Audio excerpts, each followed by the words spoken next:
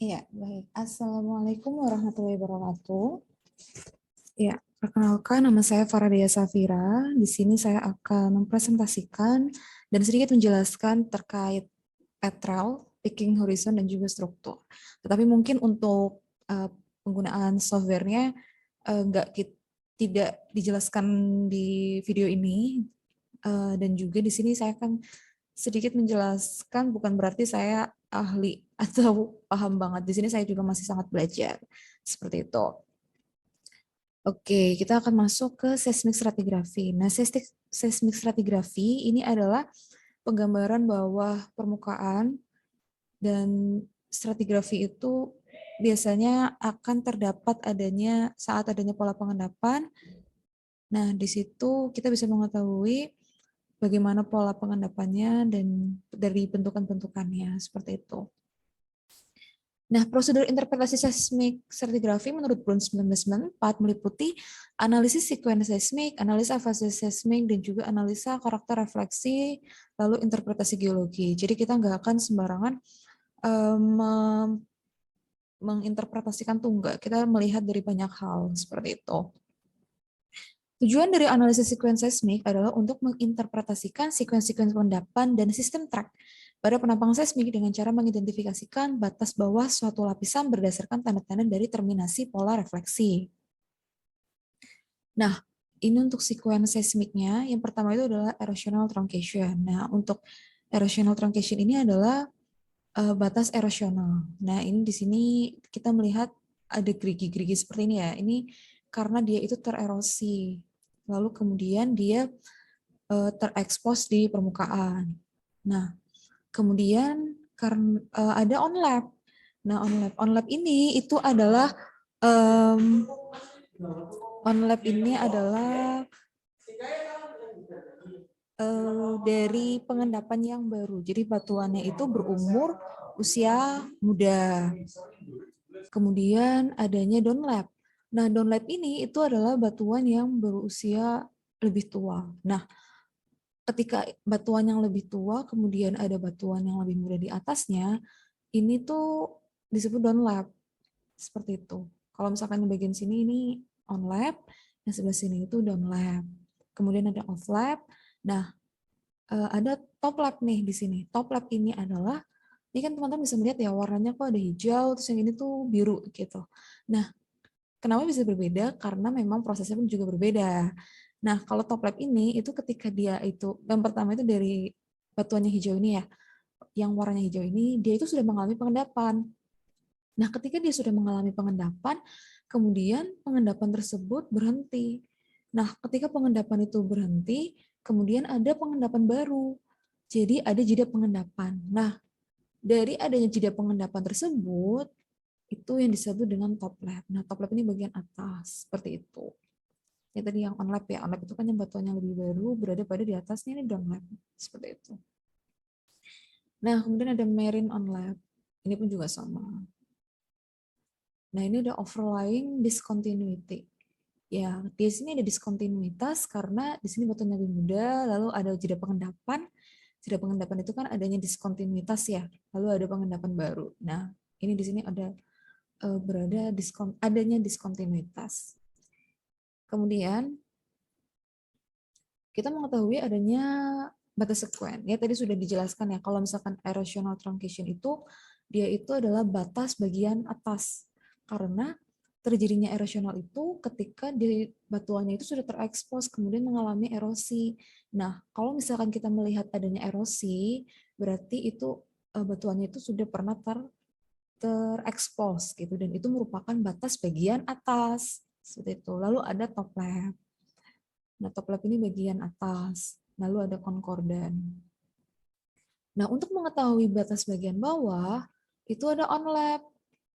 Nah, biasanya kalau on lap itu kan adanya di daerah slope kayak gitu biasanya. Nah, itu on lap itu adalah batas bagian atas. Nah, on lap ketika dia itu terendap on lap biasanya itu berpasangan dengan down lap. Karena down lap itu kan batuannya sudah ada terlebih dahulu loh. berupa basement atau mungkin batuan yang sudah terendapkan terlebih dahulu atau batas bawahnya.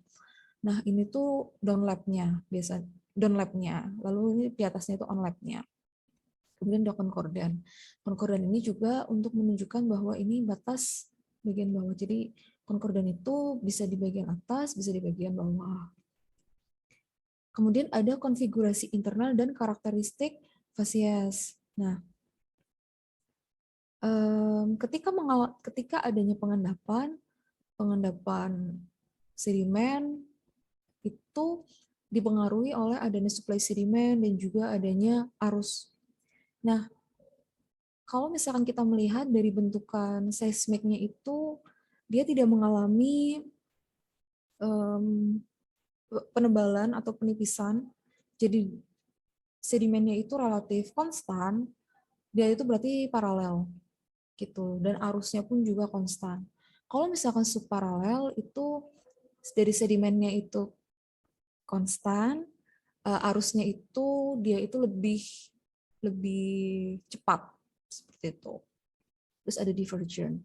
Nah, divergent ini biasanya ada kalau misalkan dari refleksi seismiknya itu ada tipis dan juga ada tebal. Lalu ada wavy, ini juga dipengaruhi oleh arus. Seperti itu. Lalu ada sigmoid. Nah, kalau misalkan sigmoid ini adalah dia itu dipengaruhi oleh suplai sedimen. Nah, suplai sedimennya ini dia mengalami adanya thickening atau penebalan. Seperti itu. Nah, kemudian ada oblik, lalu ada oblik itu dibedakan menjadi dua, ada obliknya tangensial dan juga yang paralel. Nah, setelah itu ada kompleks sigmoid dan oblik, dan juga ada singlet ya. Nah, kalau misalkan yang singlet ini, itu biasanya itu pada daerah yang lebih datar. Nah, lalu ada yang namanya hamokycliniform. Nah, kalau misalkan yang hamokycliniform ini biasanya itu dia itu bentukannya itu tidak beraturan seperti itu.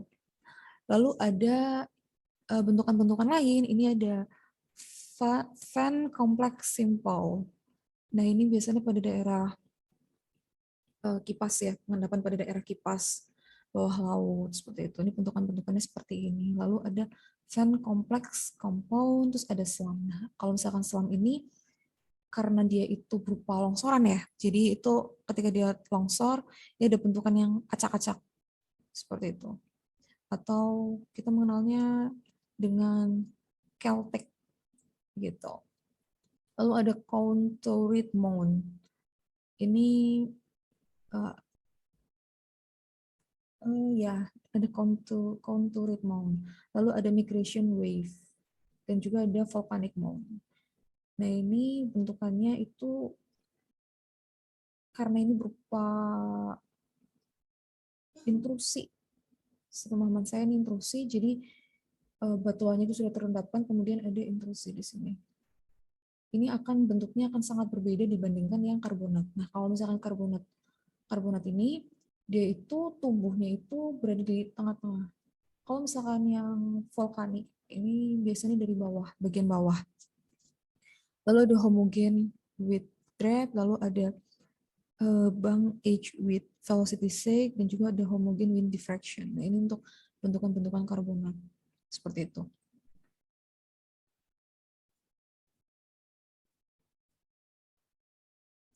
Nah, kita masuk ke DHI. Nah, kenapa ada materi direct hydrocarbon indikator di materi ini? Karena sebenarnya ini adalah materi tambahan ya. Jadi kalau misalkan teman-teman ini mengetahui bahwa untuk menginterpretasikan seismik itu nggak hanya dari bentukan-bentukannya. Kita mengetahui bahwa bawah permukaan itu kondisinya sangat berbeda dibandingkan di bagian atas gitu ya. Jadi ketika di bawah permukaan itu pastinya suatu batuan itu sudah mengalami yang namanya kompaksi dan yang lainnya. Jadi akan ada yang namanya anomali-anomali. Nah, anomali-anomali ini yang disebut dengan anomali-anomali ini bisa menjadi indikator adanya hidrokarbon. Seperti itu. Nah, contohnya itu ada flat spot, terus ada gas chimney, dan juga yang lainnya. Oke, ini ada beberapa contohnya, ada bright spot, terus juga ada flat spot, dan juga yang lain. Kita akan menjelaskan, saya akan menjelaskan sedikit terkait bright spot. Mungkin akan enak kalau misalkan langsung dicontohkan ya. Semoga ini masih bisa ya. Nah, tadi kan penggambarannya. Nah, tadi kan penggambarannya adalah di sini tuh ada clay, lalu ada batu pasir, lalu ada clay lagi, lalu ada batu gamping ya di sini ya. Nah, itu kan nilai porositasnya kan akan seperti ini kan. Nah, tetapi karena kalau misalkan bright spot itu dia akan memiliki amplitudo yang berwarna cerah. Nah, ini kan kondisi yang clay, batu pasir, clay, dan batu gamping. Kalau misalkan bright spot itu ini adalah clay, ini adalah batu pasir, ini adalah clay. Nah, jadi penggambarannya itu seperti ini kan, untuk apa namanya impedansinya. Nah, dia itu akan memiliki warna amplitudonya yang ini merah, kemudian biru, kemudian merah. Nah, tadi itu kan impedansinya kan seperti itu ya. Misalkan 40 itu kan nilainya itu adalah 2100. 2100. Kalau misalkan BPS itu kan 2300. Nah, ini kan di sini sudah jelas kalau misalkan amplitudonya itu lebih tinggi yang batu pasir. Tetapi kalau misalkan BPS yang memiliki isi berupa gas, dia itu nilai kecepatannya itu adalah 1600. Kalau misalkan normalnya itu adalah bentukannya itu seperti ini, tetapi karena batu pasir tersebut terisi gas, maka bentukannya menjadi, maka amplitudonya itu kan kalau misalkan clay itu kan di 2100 di sini. Lalu batu pasirnya terisi gas. Karena 1600 kan berarti dia akan kebalik arahnya. Nah, lalu akan kembali lagi seperti ini. Nah, amplitudonya yang harusnya itu batu lempung itu 2000 batu lempung itu merah, batu pasir itu biru, karena batu pasirnya itu terisi gas, maka amplitudonya itu menjadi terbalik. Jadi warnanya itu yang clay itu menjadi nilai amplitudonya itu tinggi, berarti biru, batu pasirnya itu menjadi merah.